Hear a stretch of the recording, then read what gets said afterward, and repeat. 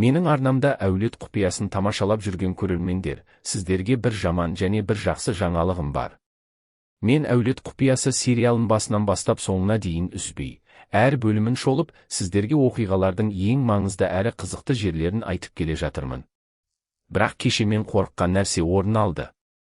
YouTube менің видеомды қауіпті контент деген себеппен өшіріп тастады. Себебі сериалдың 47 бөлімінен бастап оқиғалар тіптен шиеленісіп, қару-жарақ, қанды және жараланған көріністер көбейе түседі. Ал сериалдың ең қызықты, ең тартысты сәттері дәл осы бөлімдерде басталады. Енді мен сол маңызды оқиғаларды айтпай, көрсетпей кетсем, сериалдың мәні де, шолудың қызығы да жоғалып кетеді ғой. Тіпті қысқаша шолу жасауға да қиын болып тұр.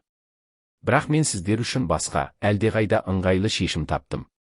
Енді әулет құпиясының толық бөлімдерін қазақша аудармасымен Telegram арнама салып отырамын. Яғни сериалдың соңғы бөлімдерін асықпай, еркін тамашалай аласыздар. Сондықтан әулет құпиясының ең соңғы әрі ең қызықты бөлімдерін жіберіп алмаймын десеңіздер, сипаттамадағы Telegram арнама өтіп кетіңіздер. Келесі бөлімдер дәл сол жерде шығады. Сілтемені описаниядан таба аласыздар.